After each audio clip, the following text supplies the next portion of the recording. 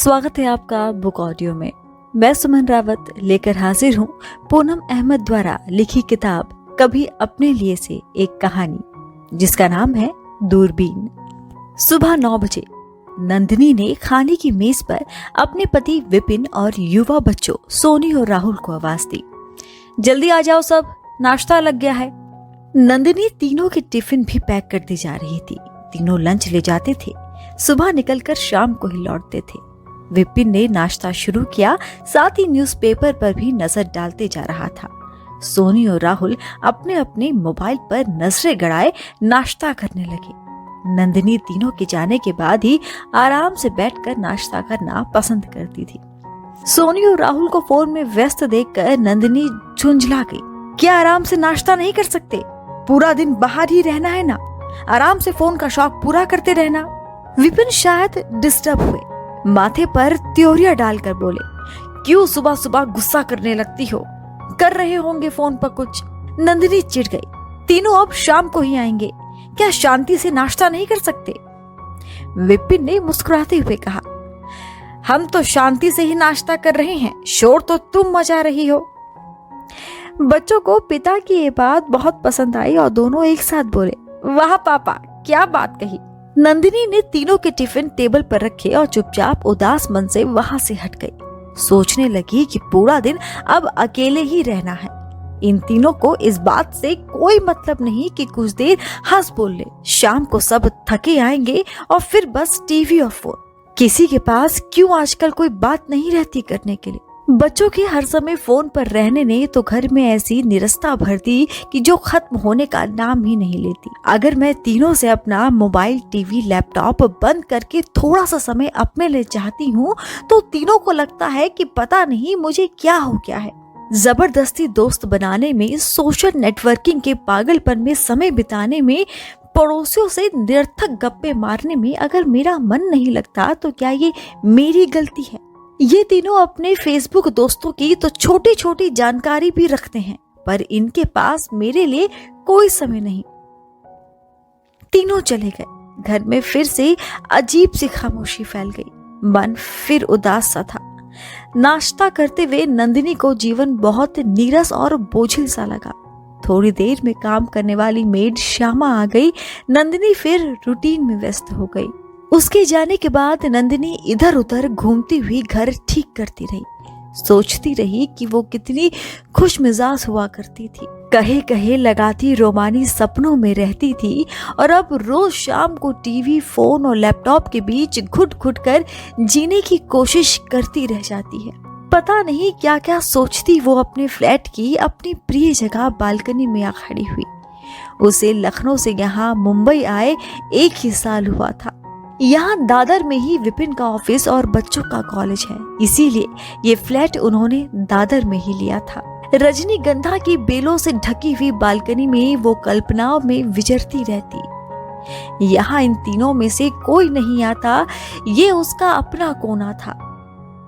फिर वह यूं ही अपने छोटे से स्टोर रूम में जाकर सामान ठीक करने लगी। काफी दिन हो गए थे यहाँ का सामान संभाले। वो सब कुछ ठीक रखने लगी। अचानक उसने बच्चों के खिलौनों का एक बड़ा सा डब्बा यूं ही खोल लिया। ऐसे ही हाथ डालकर खिलौने इधर उधर देखने लगी। 3 साल पहले चारों नैनीताल घूमने गए थे। वहीं बच्चों ने ये दूरबीन खरीदी थी। वह दूरबीन लेकर डब्बा वापस रख अपनी बालकनी में आ खड़ी हो गई। सोचा ऐसे खड़े होकर देखना अच्छा नहीं लगेगा, कोई देखेगा तो गड़बड़ हो जाएगी। अतः फूलों की बेलों के पीछे स्टूल रखकर अपनी दूरबीन संभाले आराम से बैठ गई। आंखों पर दूरबीन रखकर देखा। थोड़ी दूर स्थित बिल्डिंग बने ज्यादा समय नहीं हुआ था, ये वो जानती ही थी। अभी काफी फ्लैट्स पे काम हो रहा था। एक फ्लैट की बालकनी और ड्राइंग रूम से उसे साफ दिखाई दे रहा था। उसकी उम्र की एक महिला ड्राइंग रूम में दिखाई दी। उस घर में शायद म्यूजिक चल रहा था। वो महिला काम करते करते सिर को जोर जोर से हिला रही थी। अचानक उसकी बेटी भी आ गई। दोनों मिलकर किसी गाने पर थिरकी और फिर खिलखिलाई। नंदिनी भी मुस्कुरा कर उठी। माँ बेटी के स्टेप से नंदिनी को लगा शायद बेबी डॉल गाना चल रहा था। नंदिनी अकेले ही खिलखिला दी। अचानक उसे मन में ताजगी सी महसूस हुई। आसपास फूलों की खुशबू और सामने माँ बेटी के क्रियाकलाप देखकर नंदिनी बिल्कुल मस्ती के मूड में आ गई और गुनगुनाने लगी। फिर माँ बेटी शायद घर के दूसरे हिस्से में चली गई। नंदिनी ने अंदर जाकर घड़ी देखी। 12 बज रहे थे। आज टाइम का पता ही नहीं चला। वो वापस स्टूल पर आ बैठी। दूरबीन से इधर उधर देखती रही। कहीं कुछ खास नहीं दिखा। ज्यादातर फ्लैट्स बंद थे या फिर पर्दे खींचे थे। फिर अचानक उसकी नजर एक फ्लैट की बालकनी पर अटक गई। झटका सा लगा। दूरबीन उसके हाथों से गिरते गिरते बची। एक लंबा चौड़ा, जिम में तराशी, सुगठित देह वाला हैंडसम लड़का तौलिए से अपने बाल पोंछ रहा था। शायद नहाकर निकला था। बस शॉर्ट्स पहने तौलिया तार पर टांग ही रहा था कि उसकी खूबसूरत नवविवाहिता पत्नी ने उस लड़के की कमर में पीछे से हाथ डाल दिया। लड़के ने पलटकर उसे वहीं किस कर लिया और फिर उसकी कमर में हाथ डालकर अंदर जाकर ड्राइंग रूम में सोफे पर लेट सा गया। एक दूसरे का भरपूर चुंबन लेते दोनों साफ दिख रहे थे। नंदिनी की कनपटियां तक लाल हो गई। उसका दिल तेज धड़कने लगा। ठंडे पसीने से पूरा शरीर भीग गया। बहुत दिनों बाद तनमन की ये हालत हुई थी। नंदिनी ने देखा, फिर वो जोड़ा सोफे से उठकर घर के किसी और हिस्से में चला गया, शायद बेडरूम में। नंदिनी ये सोचकर हंस पड़ी। अब 1 बज रहा था। नंदिनी ने लंच किया। आज लंच करते करते वो अकेली मुस्कुराती रही। आज अचानक उसे पता नहीं क्या क्या याद आने लगा। सालों पुरानी अपनी लाल चूड़ियां याद आने लगी। मन हुआ शुरुआती दिनों की तरह खूब सज धज कर विपिन के साथ कुछ समय बिताए। लंच करके उसने फिर दूरबीन उठा ली। फिर कुछ नहीं देखा। वो भी जाकर सो गई। फिर उठकर घर के कुछ काम निपटाए। 4 बजे चाय का कप लेकर फिर दूरबीन उठाकर स्टूल पर बैठ गई। माँ बेटी वाले घर में तो कोई हलचल नहीं दिखी, पर नवविवाहिता जोड़ा घर की सेटिंग में व्यस्त था। दोनों मिलकर सामान ठीक कर रहे थे। शायद नए नए आए थे फ्लैट में। बीच बीच में दोनों का रोमांस भी चल रहा था। लड़के ने पत्नी को गोद में उठाकर घुमा दिया। आकर्षक जोड़ा था। नंदिनी ने हंसकर अपनी दूरबीन को जूम लिया। आज उसे एक नया रोमांच महसूस हो रहा था। पूरा दिन कब बीत गया पता ही नहीं चला। सबसे बड़ी बात, उसे पति और बच्चों की कोई बात याद करके गुस्सा भी नहीं आया। आज कोई झुंझलाहट नहीं थी मन में। एकदम खिला खिला था। 5 बज रहे थे। नंदिनी अपनी शाम की सैर पर जाने के लिए तैयार होने लगी। वो शाम को रोज 1 घंटा सोसाइटी के पार्क में सैर करती थी। आज उसके कदमों में गजब की तेजी थी। मन में फुर्ती थी। सैर करते हुए सोच रही थी कि इस दूरबीन का किस्सा घर में किसी को नहीं बताऊंगी। वो जानती है कि ये हरकत अच्छी नहीं है, पर उसे तो आज पूरा दिन मजा आया। सही गलत के चक्कर में नहीं पड़ेगी वो। 6 बजे आकर वो किचन में व्यस्त हो गई।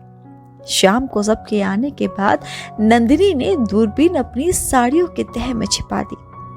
विपिन, राहुल और सोनी के आने के बाद नंदिनी नाश्ते के बाद डिनर की तैयारी में व्यस्त हो गई। वो बच्चों से बीच बीच में दिन भर की बातें पूछती रही। कॉलेज के कुछ और सवाल पूछने पर फोन में व्यस्त राहुल झुंझुला गया। माँ, कितने सवाल करती हो? आज नंदिनी खुद ही अपने ऊपर हैरान रह गई। उसे राहुल की इस बात पर जरा भी गुस्सा नहीं आया। वो गुनगुनाती हुई अपने काम करती रही। डिनर के बाद विपिन न्यूज देखने लगे। बच्चे अपने रूम में चले गए। नंदिनी का मन हुआ अपनी दूरबीन उठा ले, पर नहीं, ये तो असंभव था। वो घर में किसी को भनक नहीं लगने देगी। उसने फिर बड़े ही रोमांटिक अंदाज में विपिन के गले में बाहें डाल दी। चलो बाहर टहल कर आते हैं। विपिन को हैरत का एक तेज झटका लगा। नंदिनी को ध्यान से देखकर पूछा, तुम्हें क्या हुआ है? नंदिनी हंस पड़ी। बस यही पूछते रहते हो, तुम्हें क्या हुआ है? कभी कुछ और भी तो कहो। विपिन ने मुस्कुराते हुए टीवी बंद कर दी। दोनों टहला। नंदिनी का मूड बहुत अच्छा था। उस नवविवाहित जोड़े की प्रणय लीला याद कर एक भूली भटकी सी रोमानियत उसके मन में उतरती जा रही थी। उस रात उसने अपने और विपिन के प्रणय पलों को बड़ी उमंग से जिया। सुबह नंदिनी तीनों के जाते ही जल्दी से दूरबीन उठाकर स्टूल पर बैठ गई। माँ बेटी वाले फ्लैट में माँ शायद कामकाजी थी। वो साड़ी पहने तैयार थी। बेटी शायद कॉलेज में होगी। दोनों साथ ही निकलती। घर में कोई और नहीं था। कल शायद लेट गई थी, तभी तो नाच गाना हो रहा था। दोनों बहुत फ्रेश और खुश लग रही थी। फिर नंदिनी ने दूरबीन दूसरे फ्लैट की ओर घुमाई कि क्या कर रहे होंगे हीरो हीरोइन। वो खुद ही जोर से हंस दी। देखा शायद हीरो ऑफिस के लिए तैयार था। हीरोइन अपनी हाथों से उसे नाश्ता करा रही थी। वहां रोमांस चल रहा था। वाह, रोमांस चल रहा है। हाँ, यही दिन है भाई। 4 दिन की चांदनी, फिर अंधेरी रात। वह खुद ही सब सोचकर मुस्कुराती रही। तभी श्यामा आ गई तो नंदिनी ने दूरबीन छुपा दी। आज एक अरसे बाद नंदिनी ने विपिन को व्हाट्सएप पर मैसेज किया, आई लव यू। विपिन की हैरानी वाली बात स्माइली आई और सेम टू यू डियर का जवाब। नंदिनी विचित्र सी अनुभूतियों में घिरी घर के काम निपटाती रही। फिर वह दोपहर में ब्यूटी पार्लर गई। बढ़िया फेशियल, मैनिक्योर, पेडिक्योर, एक मॉडर्न हेयर कट करवाया। खुद को आईने में देखकर खुश हुई। फिर अपने लिए एक नई कुर्ती खरीदी। घर आते ही दूरबीन उठाई पर कुछ दिखाई नहीं दिया। माँ बेटी शायद शाम को ही वापस आती थी। हीरोइन एक आध बार बालकनी में दिखाई दी। फिर शाम के समय एकदम सजी सवरी हीरो का इंतजार करती। नंदिनी भी शाम के समय आज कुछ अलग ढंग से तैयार हुई। शाम को सोनी राहुल आए तो नंदिनी को देखते ही सोनी बोली, वाह माँ, कितनी अच्छी लग रही हो। वाह, नया हेयर कट बहुत अच्छा है। राहुल ने भी कहा, ऐसे ही रहा करो माँ, लुकिंग गुड। विपिन तो कल से ही नंदिनी में आए परिवर्तन पर हैरान थे। नंदिनी को ऊपर से नीचे तक देखते हुए बोले, वाह, क्या बात है भाई, क्या इरादा है? नंदिनी हंसते हुए बोली, अच्छा ही है। तो चलो आज इस मेकओवर पर आइसक्रीम तो बनती है। डिनर के बाद सब कूल कैंप चलेंगे। वाह पापा, वेरी गुड। चारों हंसी खुशी आइसक्रीम खाकर घर लौटे। नंदिनी हैरान थी अपने मन के बदलाव पर। पहले वो तीनों की हर बात पर चिढ़ती, झुंझलाती रहती थी, पर अब कल से उसे सब कुछ कितना अच्छा लग रहा था। ये क्या हो गया? उसके खुश रहते ही घर में भी एक अलग माहौल था। तो क्या सिर्फ उसके कुढ़ते रहने से, शिकायत करते रहने से माहौल में उदासीनता आती जा रही थी? अपने मन की उदासी, जीवन में आई निरस्ता के लिए वो स्वयं दोषी थी। अपने मन की उदासी, जीवन में आई निरस्ता के लिए वो स्वयं दोषी थी। अपने जीवन में फैली बोझिलता के लिए उसका मन उसे ही जिम्मेदार ठहरा रहा था। वो क्यों इन तीनों से शिकायतों में ही अपनी ऊर्जा नष्ट करती रहती? वो खुश रहने के लिए किसी पर निर्भर क्यों है? पता नहीं क्या क्या सोचते हुए घर आ गया। अब नंदिनी का यही रूटीन रहने लगा। मौका मिलते ही वो दूरबीन उठा लेती। फूलों की मोहक खुशबू की आड़ में दूरबीन की आंखों से देखती। उस हीरो हीरोइन के नए नए मादक रोमांस की साक्षी थी वो। उनका नया नया प्यार उसे भी पुराने दिनों में ले गया था, जब उसने विपिन के साथ नया जीवन शुरू किया था। वो उनके वर्तमान को देखकर अपना अतीत फिर से जीने लगी थी। वो अचानक अपने दिल में वही उत्साह, वही रोमांच, वही रोमांस महसूस करने लगी थी। विपिन के टूर पर जाने पर अब वह कल्पती नहीं थी। विपिन के टूर पर जाने पर कभी सोनी के साथ मूवी देखा थी, कभी दोनों बच्चों के साथ लंच पर चली जाती थी।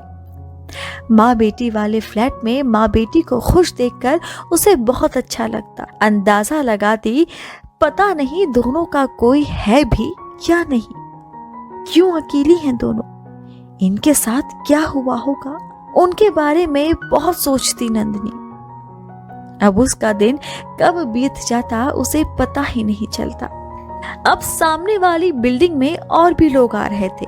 खाली फ्लैट्स धीरे धीरे भर रहे थे। दूरबीन आंखों पर लगाए अब टाइम पास करते नंदिनी को 4 महीने हो रहे थे। हीरो हीरोइन के रोमांस में तो उसे जीवन का सारा थ्रिल लगता। उन्हें देख देख कर ही वो बदलती चली गई। मगर एक सुबह 11 बजे उसे बहुत बड़ा झटका लगा।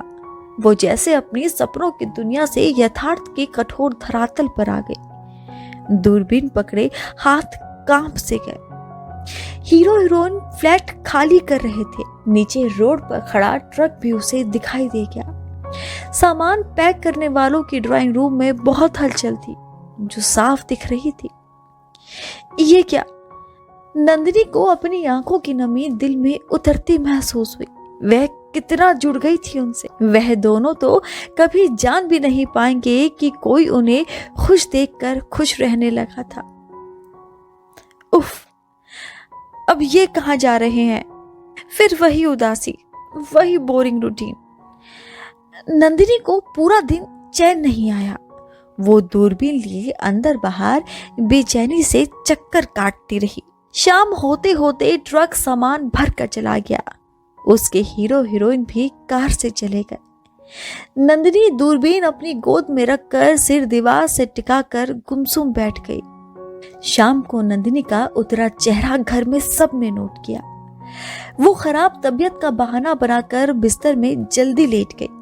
उसके 3-4 दिन बेहद उदास बीते। सामने वाली माँ बेटी सुबह गई शाम को ही आती थी।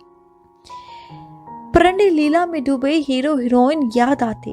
अब उसके जीवन में फिर वही निरस्ता थी, फिर वही बोझिलता। 15 दिन उसने दूरबीन को हाथ भी नहीं लगाया।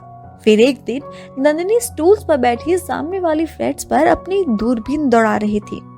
अधिकतर घरों के पर्दे खींचे थे। अचानक उसका मन झूम उठा। हीरो हीरोइन वाला फ्लैट शायद 2-3 लड़कों ने शेयर करके लिया था। 3 हैंडसम लड़के घर ठीक करने में व्यस्त थे। एक पर्दे टांग रहा था, एक के हाथ में शायद कोई कपड़ा था, वो शायद डस्टिंग कर रहा था। तीसरा सफेद टी-शर्ट और ब्लैक शॉर्ट्स पहने बालकनी में कपड़े सुखा रहा था। और उसके बराबर वाले फ्लैट्स की बालकनी में एक युवा लड़की पौधों में पानी डाल रही थी। वो बार बार उसे कपड़े सुखाते लड़के को देख रही थी। नंदिनी मुस्कुरा उठी। उसने लड़के को ध्यान से देखा। वो भी उस लड़की को देखकर मुस्कुरा उठा था। वाह, ये तो एक लव स्टोरी भी शुरू हो गई। अब तो मजा आएगा। वाह, दोनों एक दूसरे को देख रहे हैं, मतलब शिफ्ट करते ही रोमांस शुरू। तभी अचानक एक वृद्ध महिला ने बालकनी में आकर लड़की से कुछ कहा। वो शायद उसकी नानी या दादी होगी। लड़की ने फौरन लड़के की तरफ पीठ कर ली। लड़का भी फौरन अंदर चला गया। महिला कुछ देर पौधों को देखती रही, फिर वो भी अंदर चली गई। काफी दिनों बाद दूरबीन अपनी अलमारी में रखते हुए नंदिनी फिर गुनगुना रही थी। तो ये थी पूनम अहमद द्वारा लिखित किताब कभी अपने लिए से कहानी दूरबीन। जल्द आपसे मुलाकात होगी एक और कहानी के साथ। तब तक सुनते रहिए बुक ऑडियो।